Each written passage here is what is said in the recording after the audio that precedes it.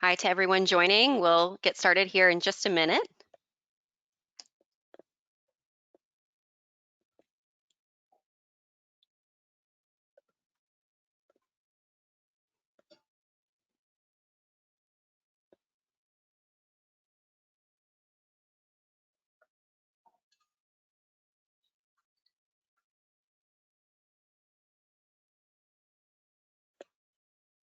Okay, we have some folks joining, so I'll go ahead and get us started. Hi, everyone. Welcome and thank you for joining us. I'm Kaya Swift. I'm the Marketing Director at Heller Consulting, and today's presentation is Technology Transformation for Nonprofits, Selecting Software and Implementation Partners. Before we get started, I'll cover a few housekeeping items. All of your lines are muted, so if you have a question, please drop that in the question box and we will answer that throughout today's presentation. Today's webinar will run for about an hour and a recording will be sent to you either later today or early tomorrow. And with that, it's my pleasure to introduce our two panelists today. We are joined by Watt Hamlet, who is the founder and principal for Watt Hamlet Consulting. Watt, welcome. Could you please tell us a little bit about yourself and a little bit about Watt Hamlet Consulting? Great. Thank you so much, Kai, and it's so great to be with you all today. Yeah, so as Kai said, I'm the founder and principal of Watt Hamlet Consulting. It's a small, actually it's a solo consulting firm that's focused on helping organizations navigate and succeed in the Salesforce ecosystem. That's where my primary expertise lies, although today we'll be talking about, lots of different technology, not just Salesforce. A little bit about my background. So I have been in the nonprofit sector working with technology for the past 20 years. Started my career at a nonprofit organization called NAMI, the National Alliance on Mental Illness, where I was essentially their digital director for 5 years. And then from there, transitioned to work for a number of both product and services companies, primarily in the Salesforce ecosystem, and started Watt Hamlet Consulting 5 years ago. So the vision of my firm is essentially better buyers and better sellers in the Salesforce nonprofit ecosystem. So I primarily focus on working with nonprofits to help them make their plans and decisions related to Salesforce. And the primary services that I offer there, as you see on the screen, are needs assessment. So helping organizations understand if Salesforce is the right fit for them, and then what it means for them to be ready for an implementation. The second service is partner selection, so helping them pick the right consulting partner to lead their technology transformation. And then the third area is implementation oversight, so working with them and their partner to help ensure successful outcomes for their technology project. So that's the background from which I'll be sharing my thoughts in our conversation today. Also did just want to mention a new resource that I published a few weeks ago called Watt's List. It is an online directory of consulting firms that exclusively focus on Salesforce for nonprofits. And I can share a little bit about that later in the call, but just wanted to go ahead and make sure folks were aware of that up top. Wonderful. Thank you, Watt, and welcome. I'm also joined today by Jeffrey Appel, who is the CEO for Heller Consulting. Jeffrey, could you say a few words about yourself and your experience? Yeah, sure. Thanks, Kaya. Jeffrey Appel, Heller Consulting, as Kaya just noted, I've been here 20 plus years and actually started as a consultant, as the second person in the firm many, many years ago. And through the time here, I've played several roles, working in data conversions and project management. I was the president of the firm for a while. And in the last 5 years, I've been the CEO. I think some of the important milestones that I've been a part of is really shepherding us from being a black box shop, which is really how the firm started, to adopting Salesforce and helping our clients successfully use Salesforce. About 3 or 4 years ago, seeing Microsoft enter the space, we became partners then, so I've been a big part of that process. And primarily, my role in the firm, at least service related, is working on strategic engagements and ones that are often about selecting platforms or solutions or how to run a successful project. And so happy to pull from that today in our conversation. Great, thanks, Jeffrey. And just a little bit about us here at Heller Consulting.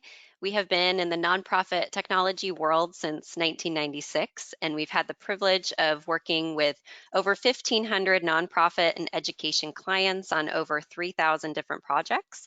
We have a team of folks across the United States and Canada, and all of them come from nonprofit backgrounds, and they have certifications in project management, change management, and several different technical certifications.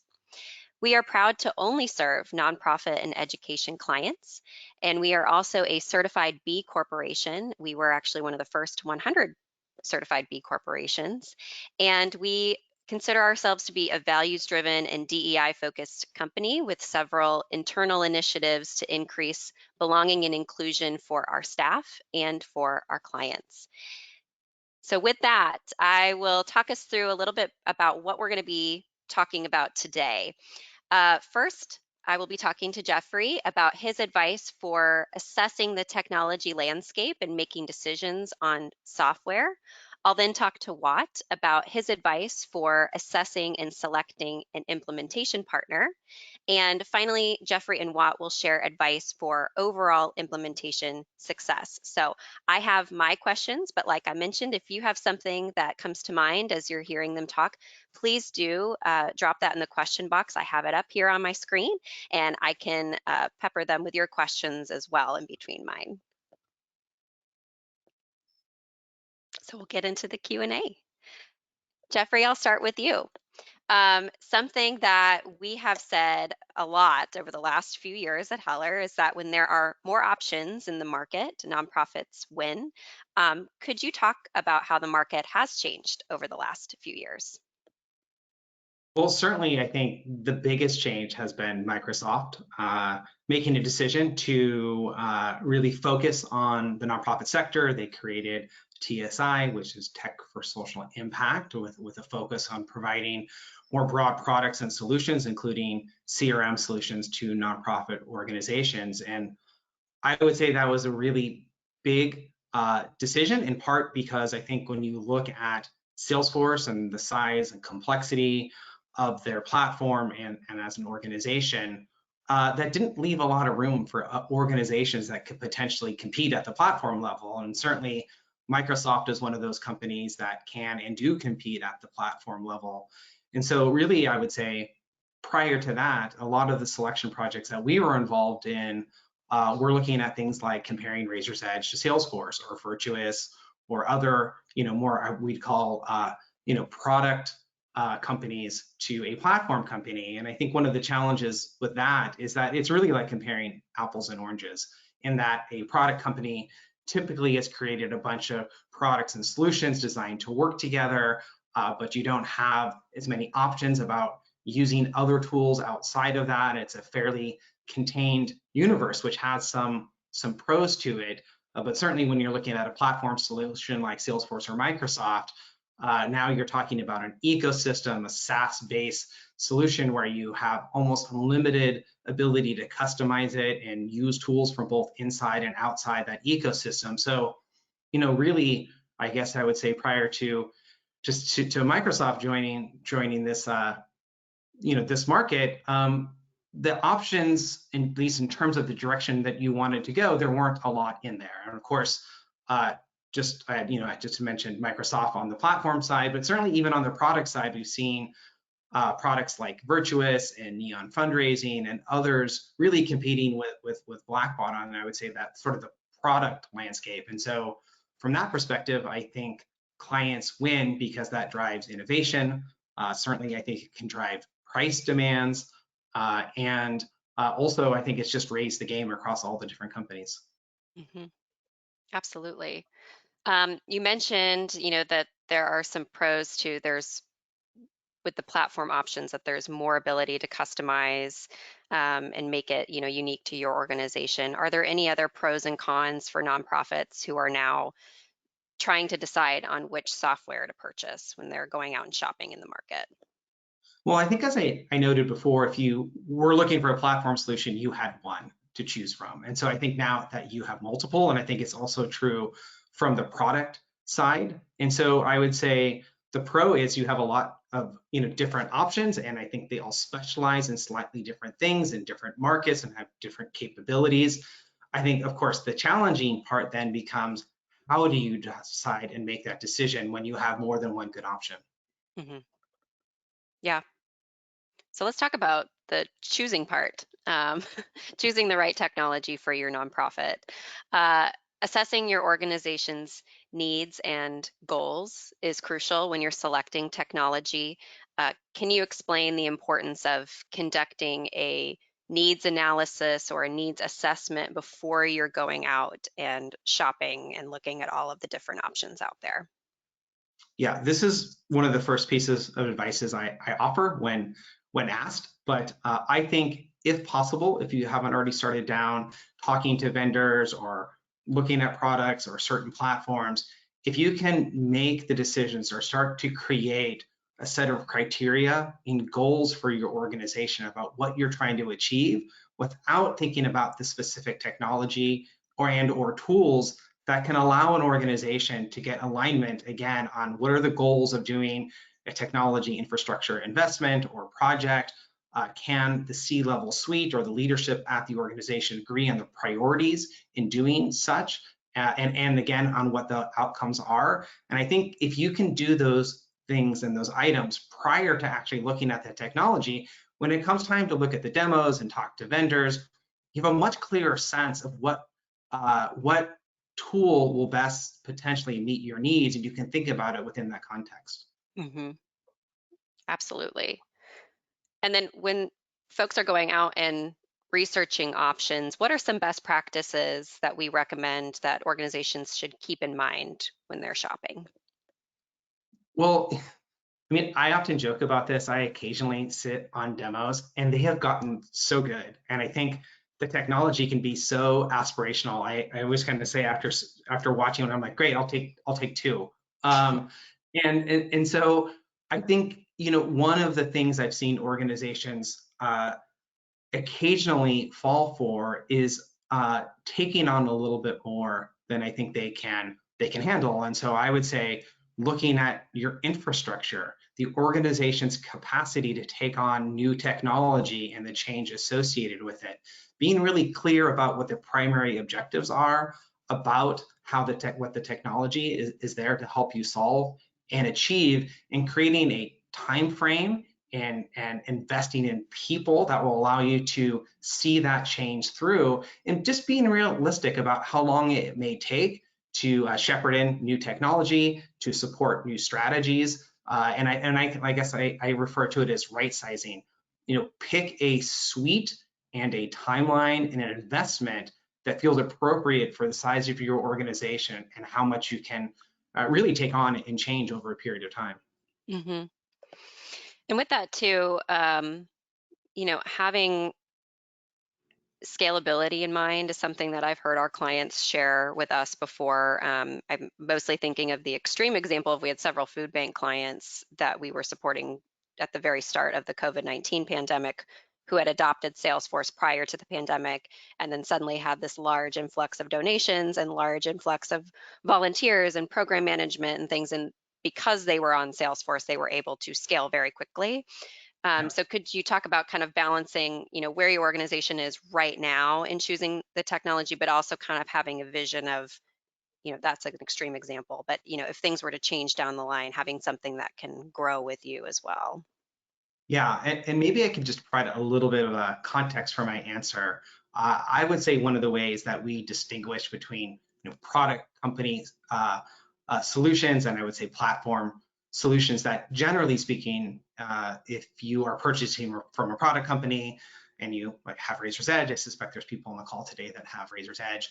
Uh, Essentially, you have all you will have with that solution. And yes, they do have they do roll in some enhancements, and there's some different modules you can buy, but essentially there's not a lot you can do to change that product. There's things that you can tweak.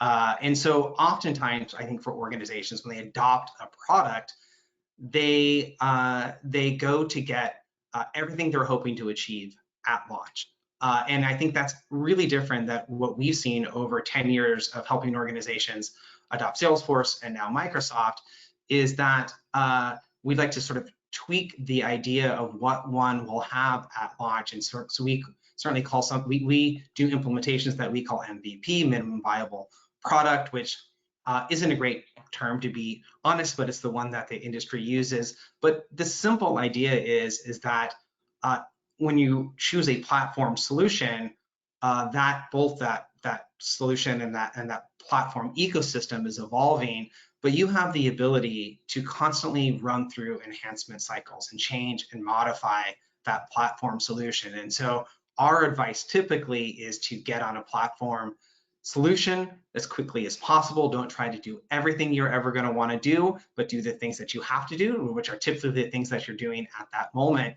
And then get yourself acquainted with that product roadmap and the system and the platform, get adoption up, and then start to think about how you're going to grow your organization using a platform that, again, is almost infinitely customizable. And I think then, to get to your question, Kaya, also one of the primary benefits of being in a flexible solution like a platform like that is, yes, pandemic happened and organizations' priorities changed, and the platform allowed them to focus on areas of the business, and certainly in their communication and supporting their communities, they needed to do right away. And I think that's obviously an extreme example. However, priorities at organizations change quite quickly, and new strategies are being implemented and adhered to, and having a platform that is flexible allows one to really adjust their priorities as they see fit. Mm-hmm. Absolutely. Let's talk a little bit about having some success metrics in place prior to going into a project or going into an implementation. Why is it important to have success metrics in place? Well, certainly when you do consulting, I always call this consulting 101. Part of having a happy client is setting expectations that you can achieve and meet. And I think that's also true for an organization. I think once organizations get to a point where they're prepared and willing to make a significant spend on technology infrastructure, to feel successful, to meet the board's objectives or the several entities along the way that gave approval, setting real clear expectations about what success looks like for the organization, what you're trying to achieve, gives you an opportunity once you finish the project or as you're working through the projects to measure yourself against that. And I think that is really important for an organization to have in place prior to starting a project. Mm-hmm. Along that same line, why is it important to have a decision-making framework before you buy and before you start an implementation? Yeah, that's a great question. And oftentimes when we're getting to start a project, I'm asked, is there any advice for us or for the leadership of the organization? And this is really the one I almost always come back to, which is, I think, one of the great things about nonprofit organizations is that they generally adopt a consensus decision-making process. And I think that consensus decision-making also really supports change management. So you want people to be involved, you want people to who have expertise to be able to share that and weigh in the process. Where sometimes we see that breakdown is when an organization hasn't established a decision-making process that supports that. So at the end of the day, how is the decision going to be made?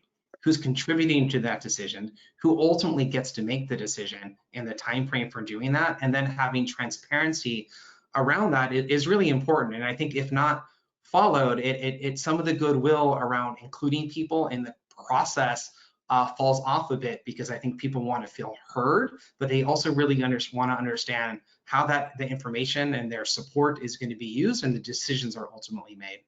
Mm-hmm. Last question for you, Jeffrey, on this section is, do organizations have to pick just one product or platform?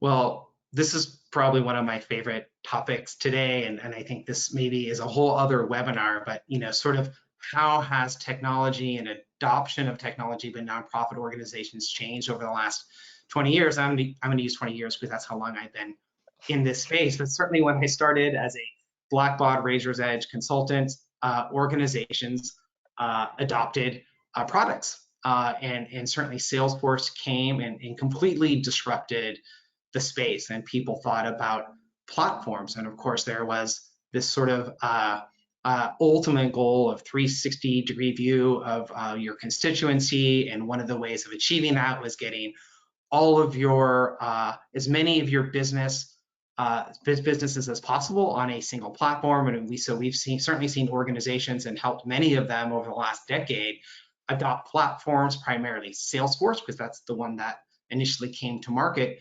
across, again, as much of their organization as possible, hoping to create both efficiencies and people using the same product. So there's some change management across department and shared data. I think one of the things that we have come to learn is that while that process can be achieved, it can also be very expensive. And that oftentimes when people are making a platform decision, they're not always choosing the best solution that could meet their needs, but they are doing that in, I would say, in support of the overall platform. Certainly what we've seen over the last couple of years, I think certainly Microsoft impacts this as well. Organizations starting to think a little bit differently about wanting to be on one platform. And certainly part of the way that I see this playing out is a multi-platform ecosystem where people could have Salesforce, they could have Microsoft, they could have a few solutions along the way. I think one of the most important thing about those solutions and products, though, that they choose to adopt them, is that they play well with the platforms that are in existence. And so I'm starting to see a bit of a trend of maybe we use Salesforce for program and mission management, and we use Microsoft for fundraising, and then we have a volunteer application that's not owned by either company, but is integrated with both. And so I think, and big part of what I'm trying to say is I think the pressure of trying to choose one platform that will do everything for you for some organizations isn't required anymore. Mm-hmm. Thanks, Jeffrey. I'll give you a break and I'll ask Watt to come back on here, and let's talk about implementation partners. Hi, Watt. So Watt, let's start about why is it important for nonprofits to even have a strategic implementation partner? How can a partner contribute to the success of an implementation? Yeah, I think that there's sort of the obvious answer to this, which is when you're dealing with a lot of these larger platform-based product companies, they don't provide any professional services to speak of. So they'll sell the licenses and give you access to the tools, but they're not going to implement it for you. They rely on their partner network to do that implementation work. And so, if you're going to go with one of these platforms like Salesforce or Microsoft or even AWS or HubSpot, you're going to have to get a third party to do the technology work for you. But the other part of that is that, especially in the nonprofit sector, with very, very few exceptions, organizations simply aren't qualified to do it on their own. And I think this has just gotten more and more true as time has gone by. As Jeffrey was mentioning, when you work with a platform, you're dealing with the capabilities that platform itself provides, but then you're dealing with all of the unique things that can be done just for the organization itself in terms of customization. And then you're dealing with all of the third-party add-ons and integrations that might be part of that. I mentioned earlier about this new site I've launched called Watt's List, and so part of it in creating ways for consulting firms to provide information about what they do was thinking about, okay, how many different third-party apps might a consulting firm possibly work with when doing a Salesforce deployment? And I think the number is close to 100 now. So there's no way any single nonprofit organization is going to be able to bring competency in that wider range of technologies. So so, it's imperative that organizations do their diligence to find the consulting firms that can work with them successfully to do those kinds of deployments. Mm-hmm. And then when nonprofits are going out and assessing potential implementation partners, how can they identify the needs of their own organization when they're searching for a suitable partner that's going to match well with their organization? Yeah, I think this can be kind of tricky because, when I think back to earlier days with technology in the nonprofit sector, as Jeffrey was talking about, kind of where before platforms came along, where you're just talking about products, um, you know, a donor database had a certain limited number of things that it could do for an organization, right? It was distinct from an email platform, which was distinct from an accounting system, which was distinct from a volunteer system, right? And so, if those are the kind of solutions you're going out to look for, it can be easier to identify the criteria. But I think when you start to get into a platform, it's in some ways it's sort of even hard to know, well, what are all the things that this technology could possibly do for me. And so when I'm working with organizations, the place we always start is with their specific situation and their specific needs, because I think while organizations, nonprofits aren't often in the best position to prescribe what they need, they certainly are in the best position to describe what they need. And so there are basically 4 types of questions that I want organizations to be able to answer before they go out and talk to consulting partners. So the first one is, and this kind of corresponds to thinking about this process as a journey. So it's who are you, where are you now, where are you planning to go, and how are you planning to get there? And so if organizations can begin to get to answers to those questions, I think that's going to equip them to have much more successful conversations with potential consulting partners, and will help those partners then be able to kind of diagnose and prescribe the right the right set of solutions to meet the needs. And so I'll just touch on those just a little bit more here. So in terms of who are you, that's just the basics of, what's your mission, where are you based, how are you structured, how big is your organization, what's your budget, things like that.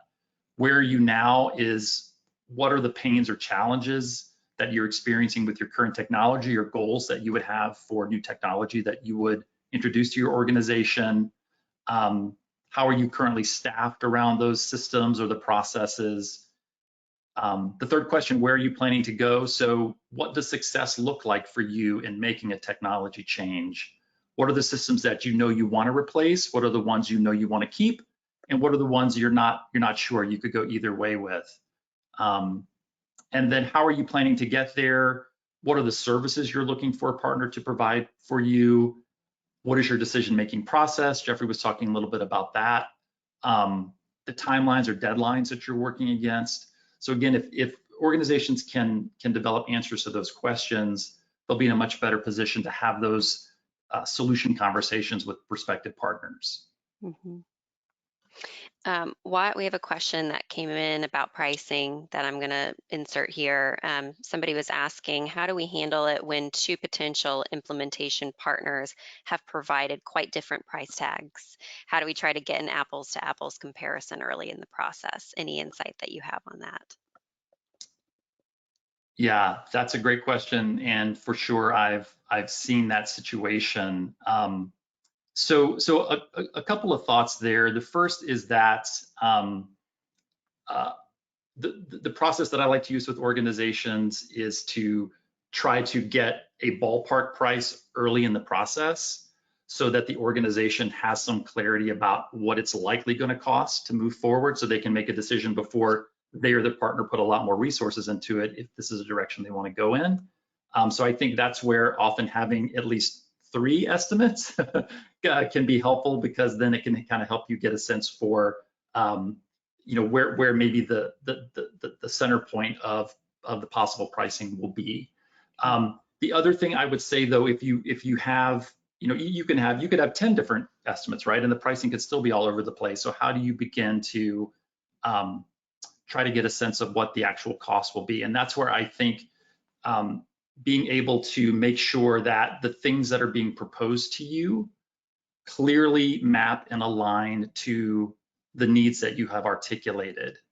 And because often partners will make assumptions about certain things in terms of, how much data there is to migrate, or how many staff there are to train, or how many hours of support will be needed after the implementation. And so the more you can make sure you have clarity on each of those relative components of a project, that will help you understand if each partner is essentially proposing the same kind of scope. And then of course the other variable there often comes down to just how partners price. In my experience, most implementation firms still use a time and materials based approach. So they're going to take their estimate for the number of hours and multiply it by an hourly rate. If there's significant variation in that hourly rate, that's going to cause one partner's price to be higher or lower, even for the same relative scope. So hopefully those are some helpful things to think about on that pricing question. But if there's more, please feel free to expand upon that. Thanks, Watt. How can nonprofits, or what are some practical tips, I should say, for nonprofits to assess potential implementation partners? You talked a little bit about, kind of having those 4 questions, but then when they're having, all of these different proposals in front of them, or they're looking at different options, looking at websites, any advice that you have for when they're shopping for implementation partners?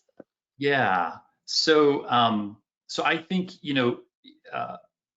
to me, again, there's sort of 4 areas that you want to be looking at when you are considering who are the firms that are going to be qualified to do your particular technology project. The first is business focus. So do they in fact provide, serve organizations like yours? And again, one of the things that I've learned in putting together Watt's List is that there are some businesses that focus just on very small nonprofits. There are some businesses that focus just on very large nonprofits, and then there's some that are more in the middle. So making sure that a given firm serves your size of organization, if they have any particular specialization or focus in whatever your sub vertical is. So if you're a food bank versus a public media station versus a conservation organization, right there, over time, as the ecosystems have matured, more and more firms are specializing in certain types of nonprofit missions. So I think business focus is the first area to look at. The second would be the service focus and experience. So again, when I first started working with Salesforce in the nonprofit sector, there was pretty much one type of service, which was an implementation. But now more and more firms have evolved specialized services for things like technology planning, much like Heller Consulting offers, or change management consulting. Again, a big focus for Heller. But other things like helping organizations with data warehouses, or with marketing systems, or with staffing planning. All of those kinds of things are things that an implementation firm could potentially do for you. So you want to understand what are the services that a given firm provides.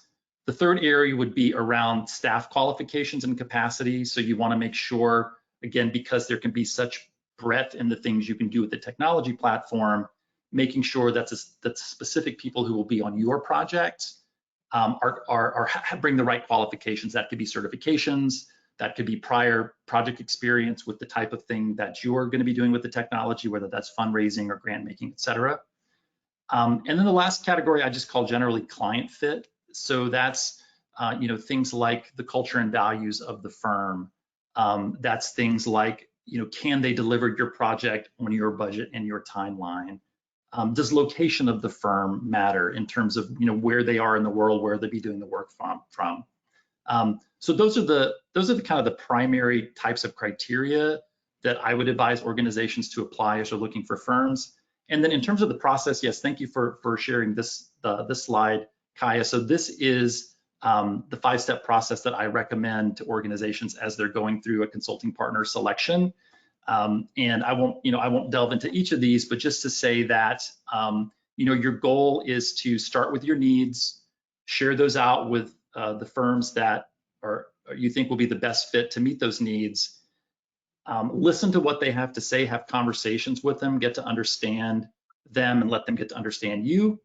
And then you may find you need to iterate in some way. Maybe you're ready to move forward with selecting one or two to go to the next step, or maybe you've learned some things in the process that would cause you to have to go back and maybe reevaluate. Maybe you haven't allocated enough budget. Maybe your staff aren't ready to take on what the new technology will require, right? So I think there's the important thing is to think about the iterations that you might have to take through this particular process. Mhm.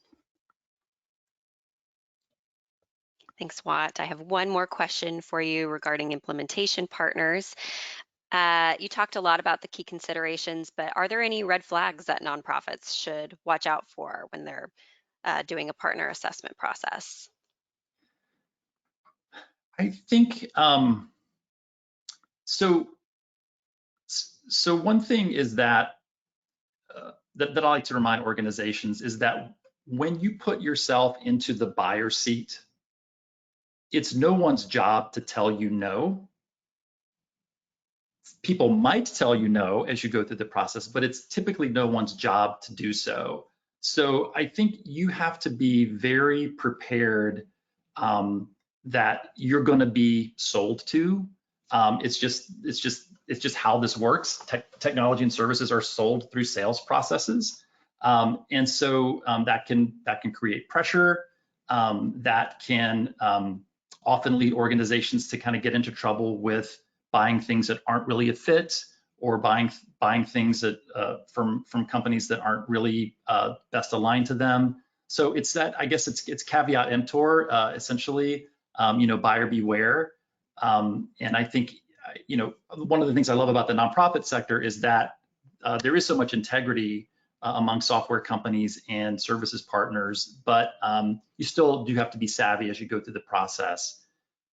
The other thing I would say in terms of red flags is that, again, my experience in the Salesforce ecosystem now, Salesforce has been in that sector for 15, 20 years.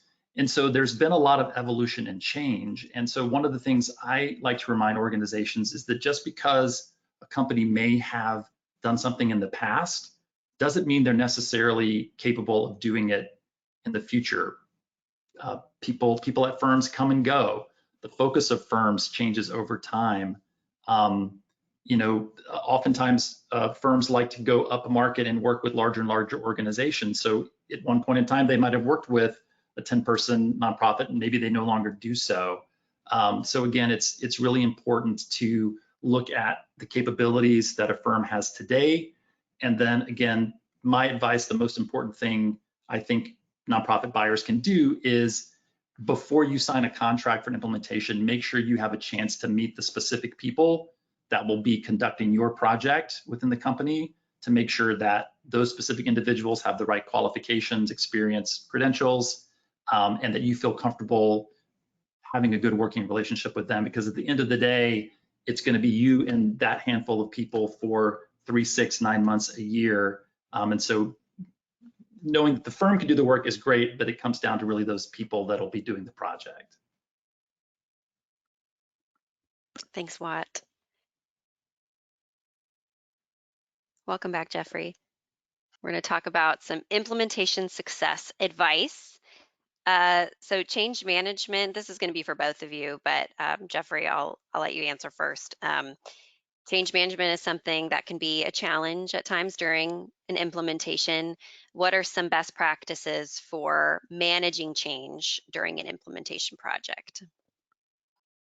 Yeah, thanks, Kaya. And I think, like a lot of things, these lessons come out of experience. And Heller had a lesson many, many years ago on a project where we felt like we delivered just an excellent technical solution that was not adopted. And that's a tough thing to take sometime. And it really pointed to, I think, the fact that the people that were part of the process did not feel included, and ultimately did not adopt the solution. And I think as a firm and as people that have chosen to work in higher ed and nonprofit and to work and serve and help these organizations, that is a really bad feeling to get to that point. And that really started us down a journey of change management. We sort of understood that you had to bring people along the way, but we had never quite had the term to attach to it. So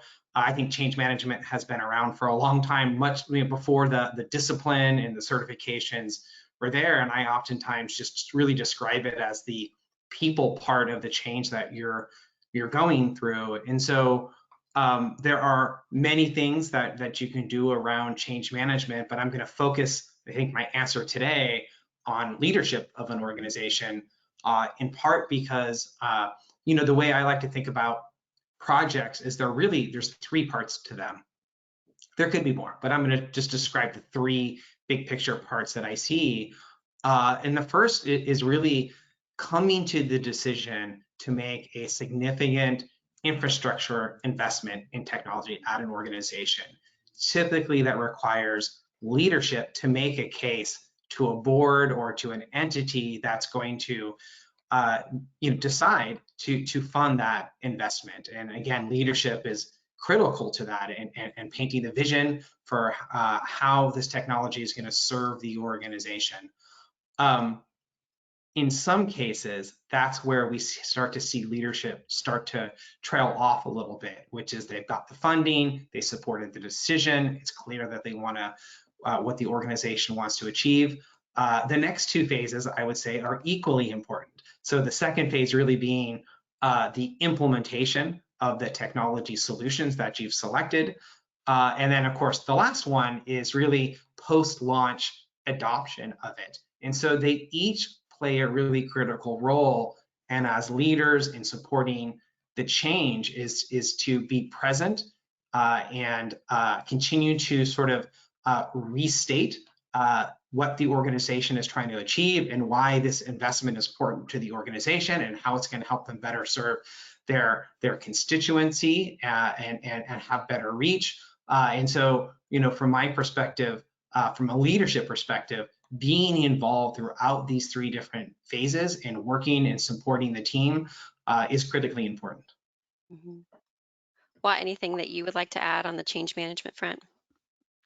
Yeah, I would just agree that it is such a critical component, and I'm really pleased to see that over time it's entered much more into the thinking of so many consulting partners, because I think, Jeffrey, for the exact reason that you name, and this has certainly been true for me, of you can have the best technology solution in the world flawlessly implemented, and yet the organization can get almost no value from it because not enough consideration has been given to the change that's required to help them do so. So, and from my perspective, laying the groundwork for that starts really as soon as conversations are happening within the organization about making technology change. So I think you alluded to some of this, Jeffrey, but making sure that a clear vision is articulated. What are we trying to accomplish, and what are the outcomes we're trying to get through this change? Making sure that all stakeholders have a chance to have their voice heard, to make sure that anyone who's going to be touched by this project feels like their needs are being represented. And obviously, not everybody's going to get what they want necessarily, but it's so important for people to feel like they've been heard. And if they're not going to get what they want, that there's been some explanation as to why that's going to be the case, whether it's priorities or budget, et cetera. And then I would say the other piece that I think is so critical to change is, these technology projects don't happen in a vacuum. Life continues to go on within an organization, and the world continues to go on around them. And so I think it's so important for both the internal teams within nonprofits as well as the partners that they're working with to keep a close watch on what else is going on. because these processes can take so long, months and sometimes years, enthusiasm can start strong, focus can start strong, but then that can tend to diminish over time again as other needs come up, other priorities take place.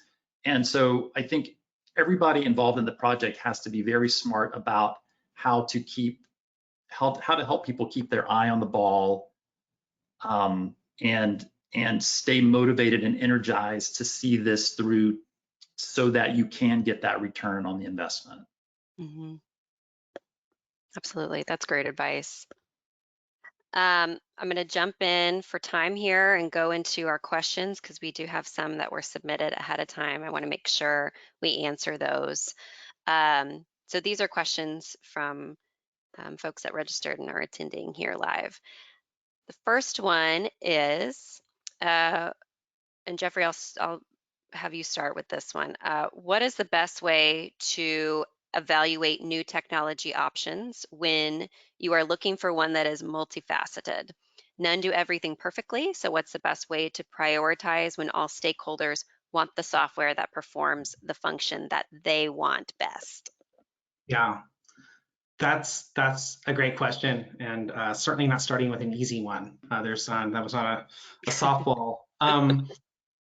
So, I think, and I alluded to this a little bit earlier, and one of the things that I believe we witness with organizations choosing to adopt platform solutions is that it meant that in some cases, departments weren't getting the absolute best tool. It was the best decision for the organization and how they were going to support decision making and reporting and share content across the organization. But it may meant that the marketing automation tool wasn't the absolute best tool, or their volunteer solution wasn't the best tool that there is in the market. And so there is I would say, a push and pull there where an organization gets to decide. And certainly we have seen in projects where organizations are leaving product landscape and going to a platform landscape, and conceptually they like that idea until they feel like they're potentially getting a product or solution that's not on par with what they had hoped for. And I think that's where, again, organizations may be feeling more free to look outside of the platform solution. And there's been just many new companies, or ISVs as they're called in the space, that have come up that have really specific, excellent solutions that can be adopted and still work within your platform. So again, it's about finding the right balance of, does it need to be on platform? What is the cost of it to maintain? Does it integrate and still support what we're trying to do as an organization? Does it best meet the needs of my department or my requirement? And all of those things need to be assessed. And I think, again, to your question earlier, it's great that we have so many more options, because I think there are a lot better tools. There's better tools now than there have ever been in my career. But it also means selecting them becomes that much more important, the right one for your organization. Mm-hmm. Well, anything you would add to that? Yeah, I like that answer a lot. And I think sometimes the reality is not everybody is going to get what they want, or get it when they want it. And so that's where I think it's so important from the outset to have transparency in these processes, making sure that the organization is clear. Again, here are our priorities, and priorities imply some things are more important than others. And so we're going to focus on things from a priority lens, and then also clearly articulating what the process is and how decisions will be made. Because again, I think that goes a long way to helping people feel okay if at the end of the process that they're not the ones getting the new tools, or getting getting the attention that they want through the process. At least you've laid out how the process will work so that hopefully everybody feels it's fair. Yeah. Second question for you all, and what I'll have you start with this one. Any advice for starting the process? And this is one that we get, I feel like, every webinar, which is like that place where somebody knows they need new technology, but they feel like they don't even know where to start, what are some first steps that people can take? So I think doing your homework. Well, let me just actually start by saying I think it's important to understand how these kind of decisions get made within your organization. And I'll just share a story from my own experience back when I was with NAMI. And we were using a set of technology tools that essentially had been end of life. So we were going to have to make some choices about some different technology. And this was my area, so I'm like, great. I went out, I did a bunch of research. I engaged salespeople, I got demos, and I got pricing. And I probably spent 3 months or so on this, and then took all that to the CFO in the organization, and was basically told, like, we're not spending any, we're not spending this kind of money. Forget about it. And that was a lesson to me early in my career. Like, oh, you kind of got to understand how things work in the organization. And so I just share that for anybody who might be coming at it from that perspective. Because sometimes these decisions are made from more of a bottoms up, kind of a grassroots approach, where the folks closest to the need are aware of it and are trying to drive for the change. Sometimes these decisions are coming from a top-down perspective, right? And so it may be the board or an executive who's issuing the mandate for new technology. So I think the answer kind of depends on which direction it's coming from. But I think doing your homework, understanding how things work within your organization, and then and this I don't know how helpful this is, but this is my primary piece of advice on this whole topic is give yourself time. Just give yourself time, because these processes are complicated enough as they are. But when you're trying to do this against some kind of deadline, like your current system, the contract is up in a certain number of months, or you've got some initiative you're trying to launch and the clock is already ticking, it just puts that much more pressure on the whole process, and just it creates a lot of unnecessary stress. Jeffrey, anything that you would add to getting started? Yeah, that's a lot of really good advice, Wad. And I think in particular the time one, and certainly as an implementation provider, oftentimes we have people come to us with, our contracts end in 6 months and we have to be off our product. Can you please help us get there? And that's where the time hadn't been managed correctly on the other side. So I think if you have time frames or product end of life or end of contracts that are driving your decision, you have to work back from there to find milestones to make decisions to move forward. And so I guess just sort of building on the time component, Watt. In terms of answer the question, I still want to go back to these new tools and products and solutions. They look great. They really can be really compelling.